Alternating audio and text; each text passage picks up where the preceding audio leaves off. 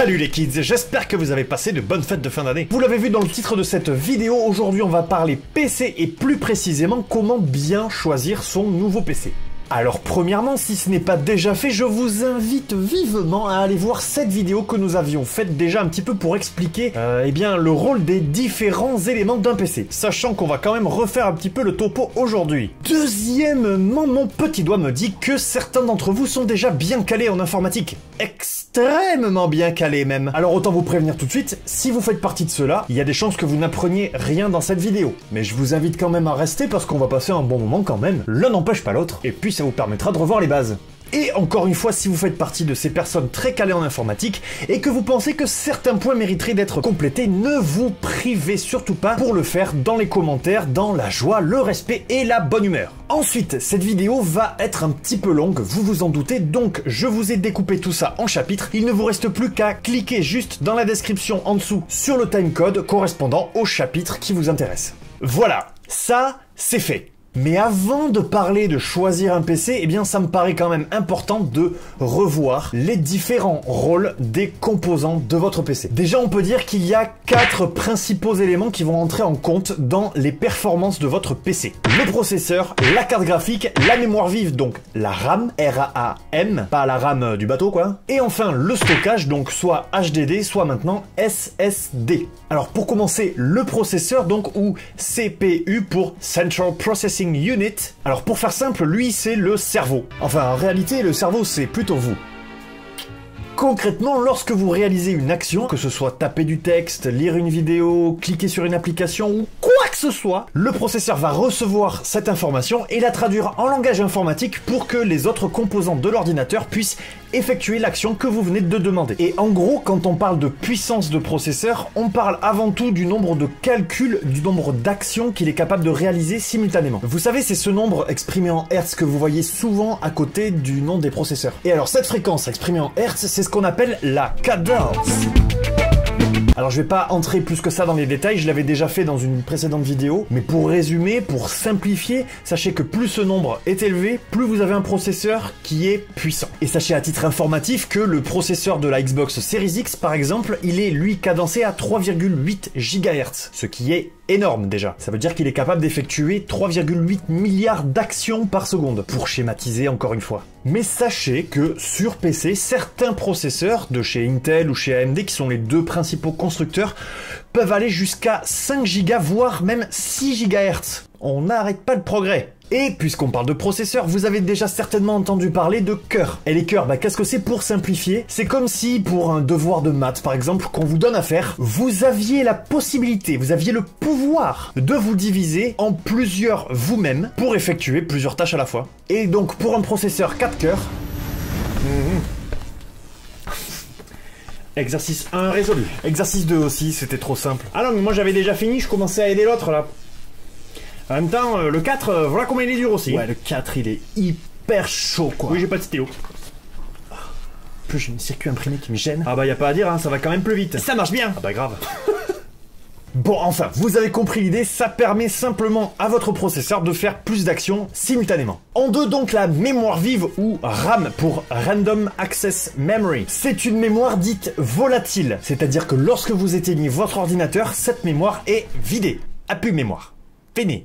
Mais elle n'en est pas moins essentielle à votre processeur. En gros, c'est elle qui va stocker les actions que vous demandez à votre ordinateur, le temps que le processeur vienne en piocher une, la résolve et lui renvoie la résolution de cette action. Pour schématiser très grossièrement, lorsque vous cliquez sur une application, l'information de ce double clic va être stockée dans la RAM, le processeur vient chercher une action à réaliser dans la RAM, il la résout, il envoie le résultat dans la RAM, suite à quoi, eh bien, votre application s'ouvre sur votre ordinateur. Alors en général, plus il y en a, mieux c'est, mais si vous ne faites que de la bureautique ou de la navigation internet, très franchement, ça ne sert à rien d'avoir plus de 8 ou 16 Go de RAM. Parce que dans ce cas-là, les actions que vous demandez à votre processeur ne nécessitent pas autant de mémoire vive. Bon, évidemment, je parle de bureautique et de navigation internet, mais un ordinateur, ça peut faire beaucoup d'autres choses, surtout en termes graphiques. Vous le savez ça. Et vous voyez peut-être où je veux en venir. Numéro 3, donc la carte graphique. graphique ou GPU pour Graphical Processing Unit. C'est en quelque sorte un ordinateur dans l'ordinateur puisqu'elle possède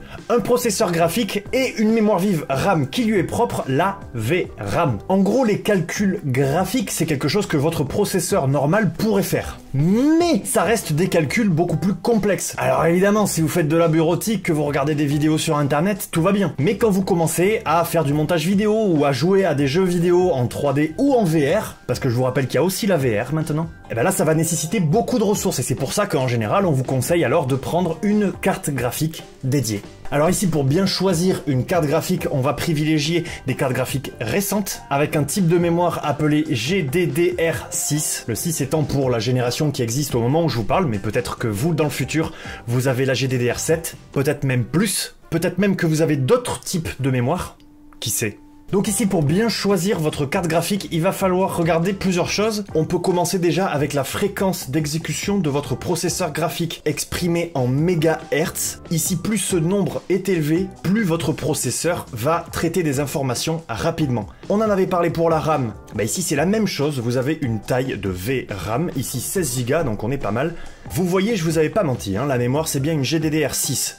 Ici, ce nombre exprimé en bits, c'est l'interface mémoire ou le bus. Non, pas cela. En fait, votre processeur graphique et votre VRAM vont s'échanger des informations en permanence, et ces informations, elles passent par des sortes de tuyaux qu'on appelle des bus mémoire. Donc vous vous doutez bien que plus ces tuyaux sont gros, plus votre processeur et votre RAM vont pouvoir s'échanger d'informations rapidement. Ici, on est à 256 bits, donc on se met plutôt bien. Et enfin, la bande passante mémoire max, c'est-à-dire la quantité maximale d'informations que votre RAM va réussir à faire passer en une seconde. Et 512 Go, c'est très bien. Bon, c'est bien gentil tout ça, mais pour l'instant, on n'a rien pour stocker les informations qu'on fait avaler à notre ordi. Et donc la quatrième et dernière chose dont on va se parler, c'est le stockage, tout simplement, soit en HDD, soit en SSD. Alors je vais pas entrer dans les détails parce que ça reste assez complexe, mais sachez juste que le HDD, en fait, c'est de la mémoire physique, au même titre que vous pouviez, par exemple, à l'époque, graver des CD ou des DVD. Et que la mémoire SSD, en fait, c'est une technologie de mémoire dite flash, qui est beaucoup plus rapide. Je vous conseille de choisir autant que vous le pouvez du SSD parce que déjà c'est beaucoup plus rapide et que comme ces blocs de mémoire SSD ne possèdent pas de petites pièces pour la gravure physique comme sur le disque dur HDD, eh bien vous avez moins de risque de l'abîmer et il y a moins de chances qu'il s'use avec le temps. Pour terminer, vous avez été très nombreux à nous poser la question en commentaire dans la vidéo explicative sur les composants du PC et je ne peux pas ne pas vous parler de la carte mère. La carte mère, c'est tout simplement le circuit imprimé qui va vous permettre de relier les composants de votre ordinateur à votre processeur. C'est un petit peu le système nerveux quoi. C'est également elle qui permet à votre ordinateur de communiquer avec l'extérieur puisque c'est elle qui comprend les connectiques comme les ports USB et HDMI par exemple. Et si vous souhaitez constituer votre propre PC tout seul, sachez simplement qu'il vous faudra choisir une carte mère en fonction de votre processeur pour que ce que l'on appelle la socket, c'est-à-dire la place réservée au processeur, corresponde bien aux connexions physiques de votre processeur. Ça paraît évident comme ça, mais tous les processeurs ne sont pas compatibles avec toutes les cartes mères, donc faites bien attention. Et d'ailleurs au passage, si vous voulez fabriquer votre propre PC tout seul, renseignez-vous également sur la puissance développée par votre alimentation. Parce que plus votre PC va être puissant, plus il va avoir besoin d'une alimentation puissante. Je vous laisse dans la description un lien vers un site qui vous permet de la choisir en fonction de votre configuration. Après, vous vous débrouillez, hein. Bon, maintenant qu'on a bien fait le tour, on va pouvoir s'intéresser à vous. Parce que la première chose à faire pour bien choisir son PC, et avant même d'aller sur n'importe quel site, c'est de se poser une question très simple. Suis-je abonné à la chaîne YouTube Expert Zone France ? Ai-je activé la cloche pour être tenu au courant des dernières vidéos qui sortent? Ai-je liké la vidéo? L'ai-je commenté? L'ai-je partagé avec mes fidèles amis? Mais ensuite, la deuxième question la plus importante, quel usage vais-je avoir de mon PC? Je la répète, quel usage vais-je avoir de mon PC? Est-ce que je vais principalement rédiger mes cours, consulter mes mails, regarder des films et surfer sur le internet? Ou est-ce qu'en plus de ça, je vais développer des sites internet ou retoucher mes photos d'artistes créateurs? Je comprends parfaitement ce que l'artiste a voulu dire. Monsieur Pellegrino, ça c'est le plan d'évacuation. Ou peut-être que je vais monter des vidéos en 4K, jouer à des jeux vidéo en 3D, streamer comme un porc à 124 milliards de FPS. Pardon, je me suis peut-être un petit peu emporté là. Mais en fonction de tout ça, vous allez avoir une configuration totalement différente. Et le but du jeu, en fait, c'est tout simplement de choisir la configuration qui va correspondre le mieux à ce que vous allez utiliser. Ensuite, une deuxième question, et pas des moindres, qui peut peut-être paraître évidente, voire même peut-être un petit peu bête, mais qui en fait est essentielle à se poser. Est-ce qu'il me faut un PC portable ou est-ce qu'il me faut un PC fixe? Je vous avais dit que ça pouvait paraître bête, mais peut-être qu'il y a des gens qui se la posent pas et qui se retrouvent avec un PC fixe alors qu'un PC portable leur aurait convenu 10 fois plus. Bon, alors là, je peux pas répondre pour vous, hein, c'est à vous de décider, mais par contre ce que je peux faire c'est vous donner les avantages de chacun. Déjà pour un PC fixe de bureau il faut se dire que le rapport prix-puissance est beaucoup plus avantageux parce que les technologies embarquées n'ont pas besoin d'être minuscules et donc en général elles coûtent moins cher, en général. En plus, au-delà du fait que vous allez pouvoir faire de votre PC une bête de guerre en termes de puissance, puisque vous allez pouvoir choisir vous-même tous les composants, vous allez également pouvoir le faire évoluer avec le temps en remplaçant très simplement des pièces. Une carte graphique de meilleure qualité, etc., etc. Ce qui est beaucoup plus compliqué à faire sur un PC portable, je vous le garantis. Et enfin, dernier point pour tous les gens qui, comme moi, passent environ 8 heures, voire plus devant leur PC tous les jours, c'est qu'avec un PC fixe, eh ben, vous êtes 10 fois mieux installé. Vous pouvez régler la hauteur de l'écran pour éviter d'avoir la tête qui tombe comme ça. Le clavier et la souris sont amovibles, donc vous avez moins de problèmes de... Vous voyez ? Et ça, en gros, bah, c'est important pour éviter d'avoir mal au dos, d'avoir des tendinites aux poignets, etc., etc. Les meilleurs posturologues de France vous le diront. Et du monde entier, d'ailleurs. Maintenant, les avantages d'un ordinateur portable. Alors, on va pas se mentir, hein, la principale qualité d'un ordinateur portable, c'est qu'il est... portable? Oui, Corentin, bien joué!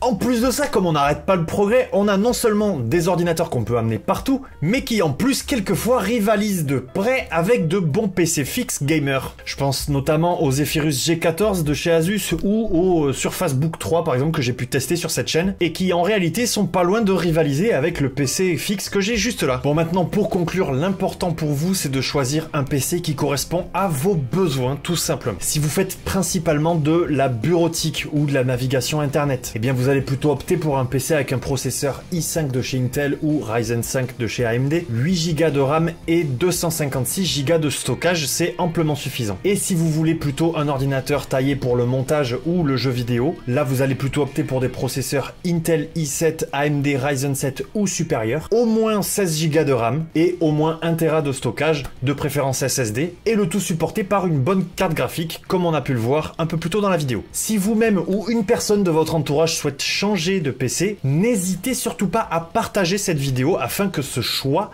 soit efficace, précis, chirurgical. J'espère que cette vidéo dans tous les cas vous aura plu si vous êtes un vendeur de produits Microsoft. N'oubliez pas que vous pouvez aller sur le site ExpertZone pour remplir vos accréditations et de cette manière eh bien, gagner différentes récompenses. En tout cas on se dit à très vite dans une prochaine vidéo et ciao.